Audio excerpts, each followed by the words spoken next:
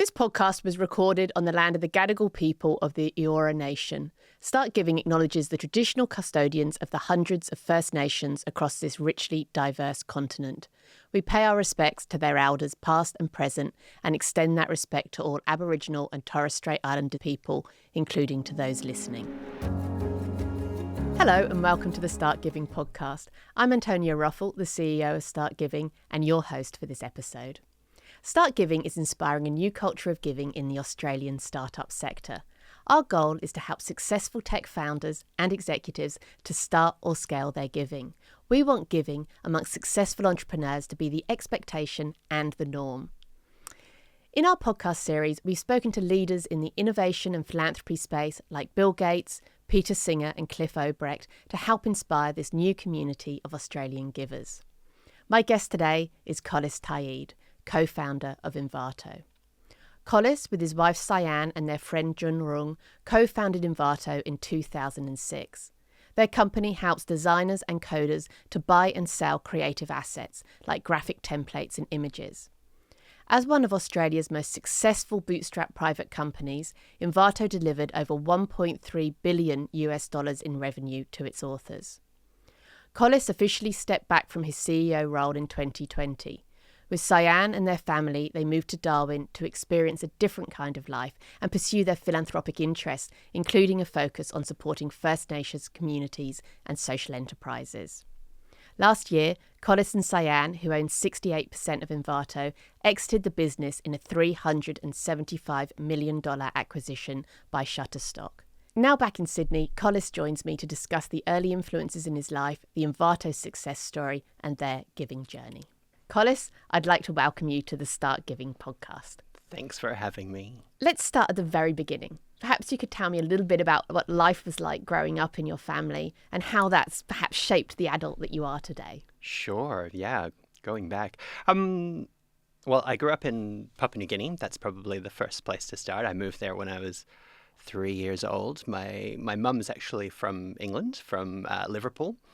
My dad is from Iran, though he'd grown up in lots of different places. And so from 3 until when I came to Australia, I was raised in Papua New Guinea. And I think that probably has given me quite a distinct perspective on the world. I think certainly it was maybe a bit of a different upbringing, I think. And one of the things that happened in PNG is I think I just had a real opportunity to see my parents living out their values. And my dad worked in IT. My mum was a language translator because she could speak Hirimotu.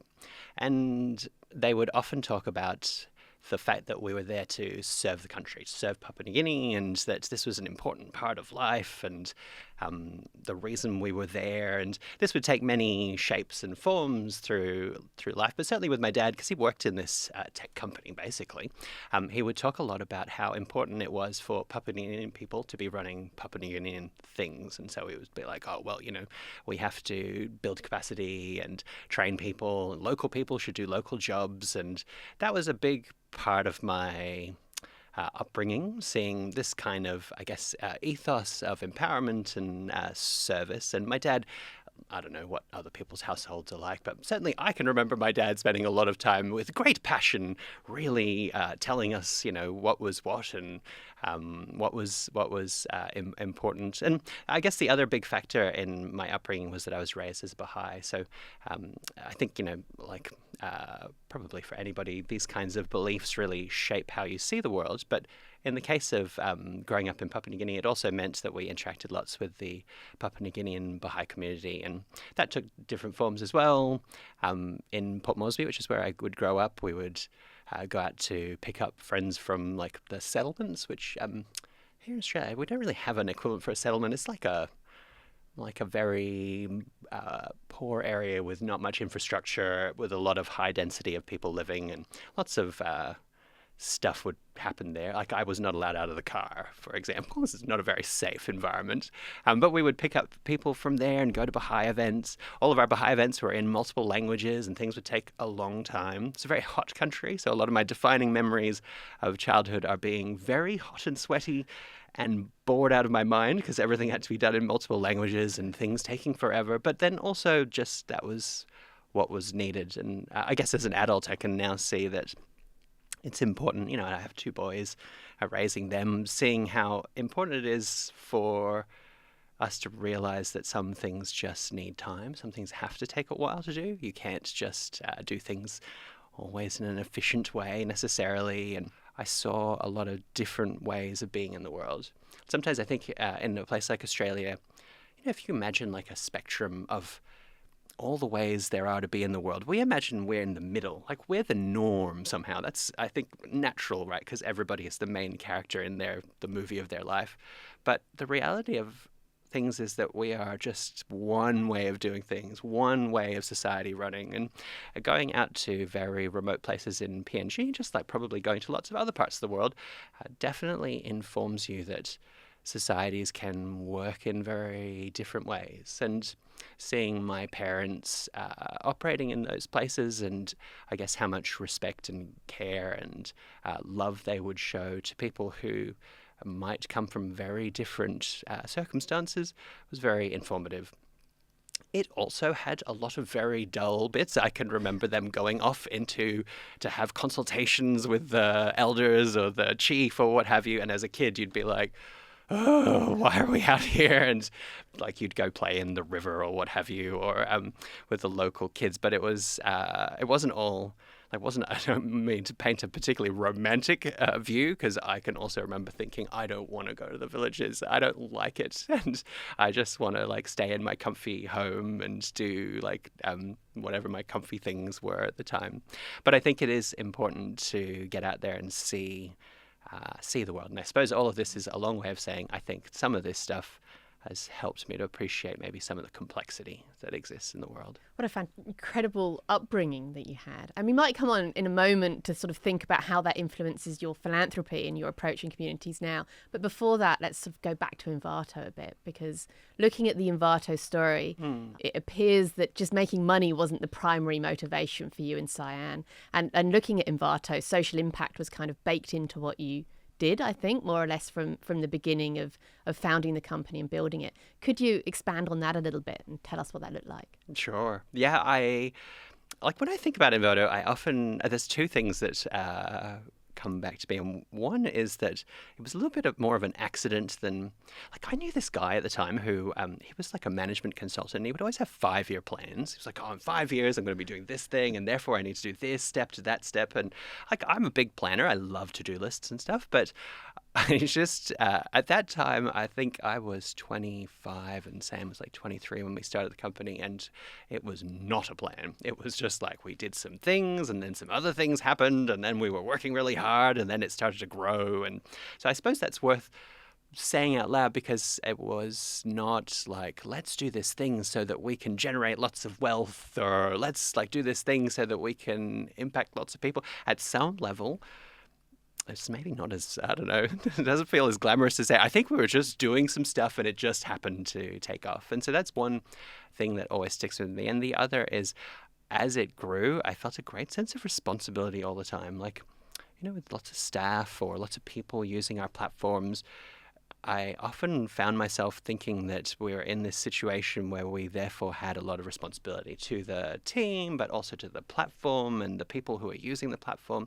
Our product, without going into much detail, was still is a platform where people around the world use their creative talents and earn a living. And they also learn skills and what have you. And I think that felt sometimes almost a bit heavy as a responsibility of like, oh, okay, well, you know, the stuff we do is going to make all this impact, or decisions will have ramifications to all these people.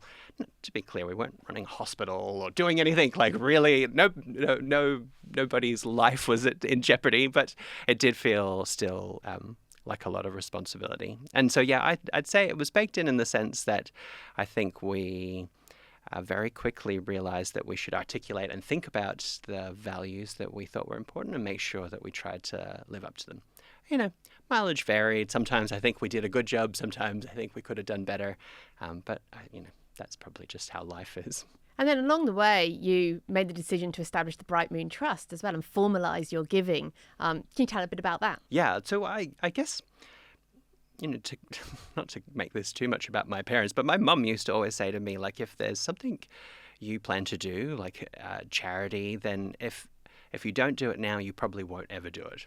This was a very and what she meant by that was you can start small, you can just do a little bit. You don't have to put something off until, some set of criteria or conditions have been met. Like, oh yes, I'm going to do charity, but only after I have sold the company, for example, or I will do some philanthropy, but only after achieving a certain level of something. Her philosophy was very much, you should begin now and you should live this all the time. And so I think that kind of informed, I guess, our perspective. And then along the way, we had an advisor who suggested we create a private ancillary fund, which is this vehicle which you're certainly familiar with here in Australia, as a way to sort of warehouse funds and then have a more structured approach to giving. And it was both good advice, but also he told us to, again, start small. He was like, just, get something going and then figure out what is going to fit for you. And I think that was really helpful. We actually first established it with the name The Impact Fund, which is the world's most generic name. I remember Googling it and being like, why on earth did we pick this name? It's just so hard to find. There are so many impact funds.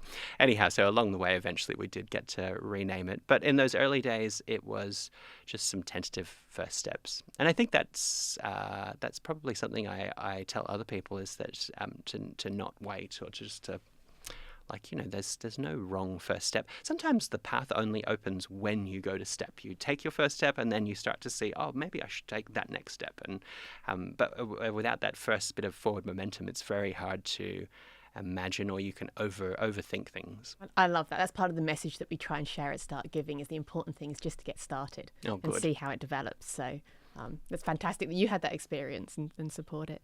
And then you moved to Darwin in 2020. So that was quite a big step for you and the family. And I'd be interested to know what drew you there. And I think at some stage, I know whether it was from the beginning, but your focus with your philanthropy certainly shifted towards focusing more on First Nations communities.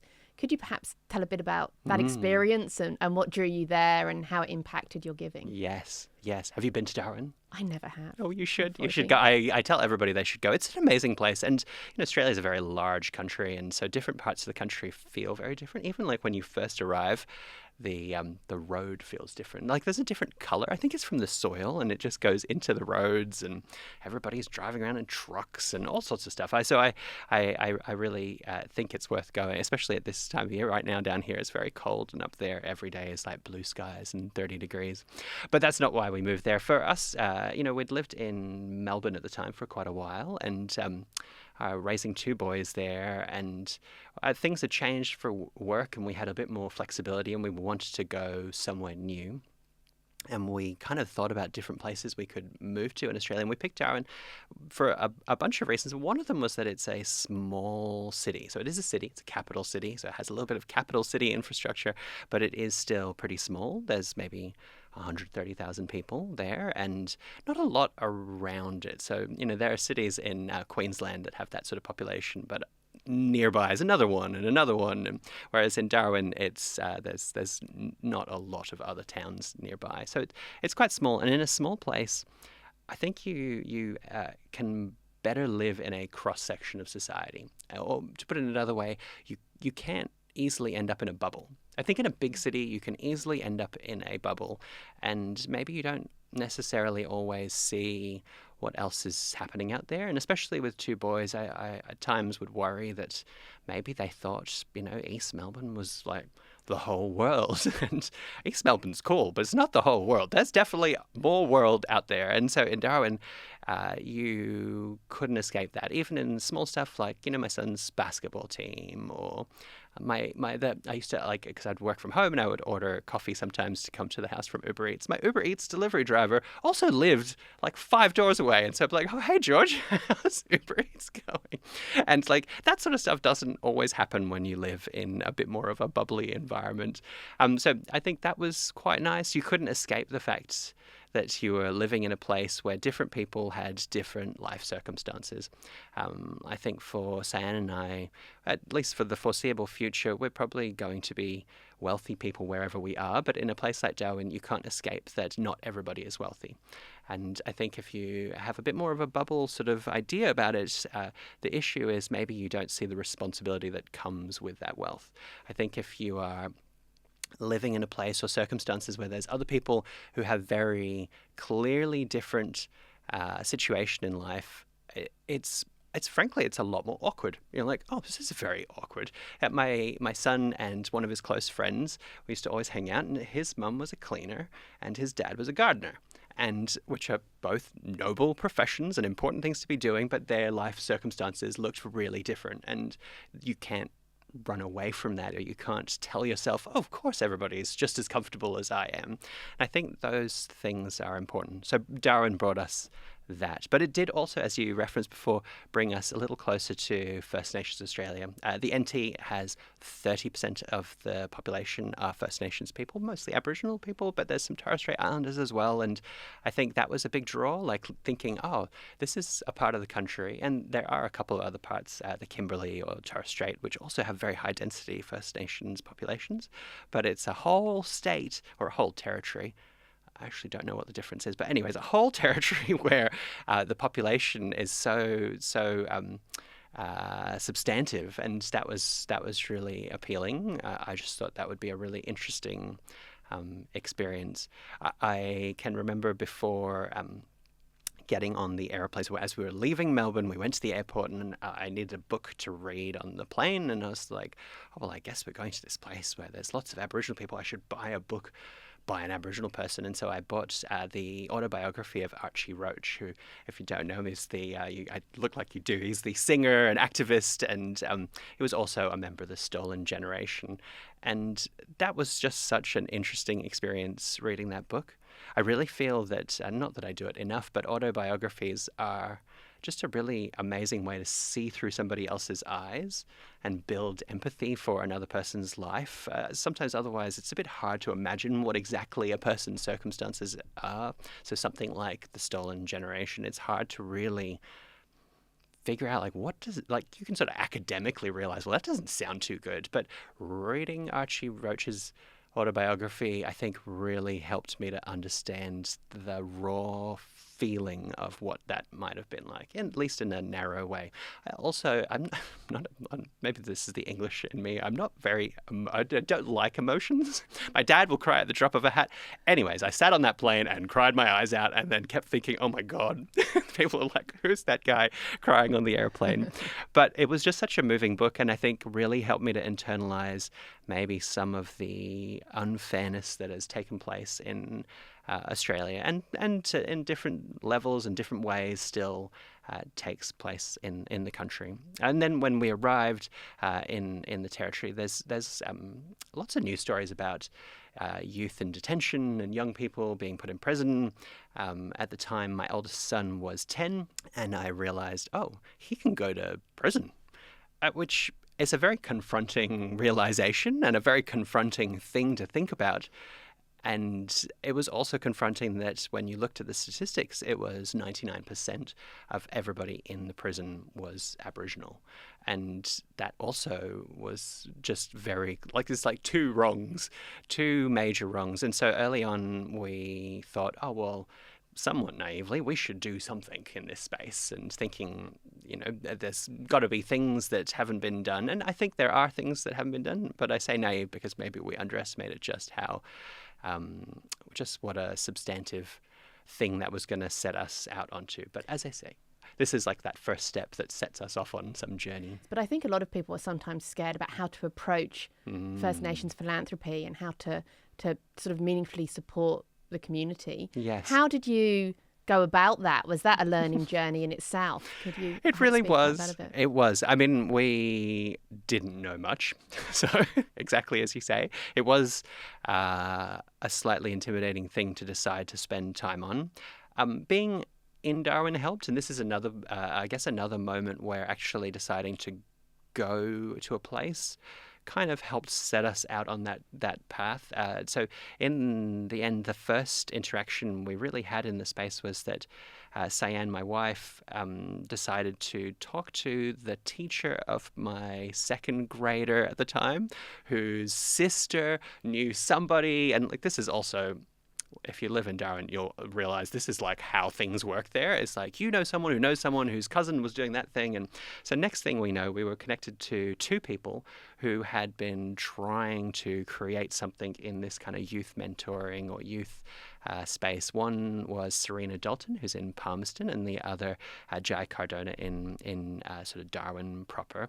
And both of them First Nations people who had been putting their energies towards doing something for their young people already, but who had no funding and no real support. So they were just putting in their kind of like their spare time, if you like, and trying to get something off the ground with sort of, at the time, not that much success. And it was helpful for us because I think we quickly realized that there was an opportunity to sort of support people at that early stage, coming from a tech background, being used to the idea of like angel investment where everybody needs someone to back them, and it's important to go into those relationships with a bit of a risk-aware mindset that you're like, it's okay, not everything's going to work out, but it's still worth trying. And if we try 10 things, maybe a couple will be really flourishing. So we brought that mindset, and we didn't really know it at the time, but kind of laid, I suppose, the blueprint of what we still do today, which is kind of multi-year funding, really early stage for people who want to do something in their own community. But I think to answer your broader question, it is maybe something that we try to approach with some caution, and maybe also, maybe more than caution, actually. I think we try to approach it with a very humble mindset. I think complex situations require humility. It's really easy to kind of go in being like, oh, I've been successful in something, therefore I should know what to do in something else. But, you know, I'm also terrible at handiwork around the house. Like, my success in one area has nothing to do with being able to fix things in my house. So why should it have anything to do with supporting like something in a completely different space? And so I think going in humble, I think, has been helpful. And that's certainly for First Nations related things. That's what I would always advocate for people to be. Humble, and a lot of learning along the way, by the sound of things. And you talked before, I think, about two approaches to social change, being learning and capacity building. Can you expand a bit more on what that means? Yeah, totally. So when we talk to people, one of the things we sometimes tell them is like, imagine you had a task you needed to do. So let's say you're leaving this podcast, you're going to go home and you want to make a chocolate cake. You would go on the internet, and there's lots of, if you didn't already know a chocolate cake recipe, there's lots of pre-set recipes that you can follow. And as long as you pretty much do those steps, you're going to get pretty much that result. And if you're not too sure, someone else can come and do it for you. That's like one type of thing. Now, imagine, if you will, a different type of thing that you might be trying to achieve, like working on your mental health. So back when I was at Envato, I was always anxious, and I spent a lot of time thinking, oh, how do I get less anxious? And that's also a place where I could go on the internet and find all these like solutions or things you could do. But the way that they would apply to me was very specific and unique to my circumstances, my upbringing, my background, my way of being, my job, my et cetera, et cetera. And so the approach wouldn't be just follow these steps. Instead, I would take a bunch of knowledge and then I would try it out. I would go, okay, like the first thing I did with anxiety was I started tracking it and then seeing like what things would change if I did this thing, slept better, or if I tried to have less stress or more holidays or whatever. And over time, I had a vision, which in my case was like, be less anxious. And I would try all these different experiments, and I was on a kind of a learning journey to learn how to be in the world so that I could be more mentally healthy. And so what I ask people oftentimes at the outset of our relationships with Bright Moon Trust is, do you think supporting your community is more like baking a cake or more like working on your mental health? And the answer is obviously, it is way more complex. It's not going to be some pre-made solution out there. And even when we think we know the right path, we don't really know it until we actually do stuff. And so we always advocate that you come in with a sort of a humble learning mindset, that you go, okay, well, there's all this knowledge out there, including our own opinions and our own beliefs and the things we've learned in the past, and we're going to try to use them, but we're going to take a kind of an evidence-based approach. And and see what works, reflect on things, and then try new things, and accept that the path is not necessarily linear. So as a funder, when we come into these relationships, this is important for us because it's really easy as a funder to accidentally influence the person doing the work. And remembering that we especially are working with early stage people in their local grassroots communities, if we sort of, let's say they say, oh, I'm going to focus on creating jobs. And so we say, great, okay, well, here's some funding and it's tied to the creation of some number of jobs.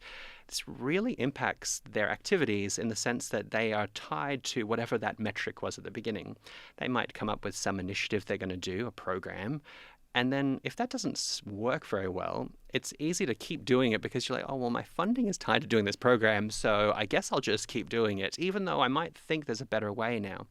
So for us, we try to come in and say, let's agree on what your vision is. And so, and we never tell people, obviously, what their vision is. It's for them to say, in our community, this is what we want. This is how we see progress.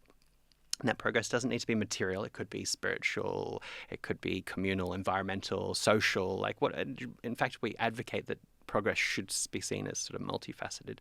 But they should have a vision of what they want to see change in their community. And then we ask them for what their current idea of how to proceed is, and some questions that they're going to learn about. And we tie our funding to learning. And we kind of say, well, let's all agree it's about that vision, not about your current idea or your current program.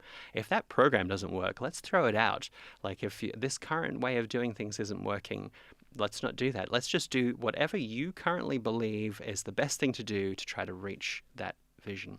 So that to me is like this kind of like learning mindset, which I think is something that sort of feels intuitive, but I haven't seen a lot about it, and so I'm a big proponent. So clearly you're backing some inspirational, visionary people, but it sounds like, well, what does a typical partnership look like? A funding partnership. It doesn't sound like perhaps some of the more traditional philanthropy, which is you've got to put in an application against some criteria. We're going to track the criteria, and that your funding comes from that. It sounds like it's a much more relationship-based approach. Or what is a typical partnership, if there is a typical partnership? What does it sort of look like? Yeah, it is very much relationship-based, and I suppose one of the benefits of starting small is that we've had all this time to build relationships, and those first two people then introduced us to more people, and today we support maybe 25 or so different initiatives. A typical one is going to be starting at this kind of early stage grassroots. We look for people who have a deep connection into their community, ideally lived experience in that community, who are thinking about what that community needs, but more than that, actually interacting with the community. So what we're looking for is the community's voice in what it wants in its definition of progress.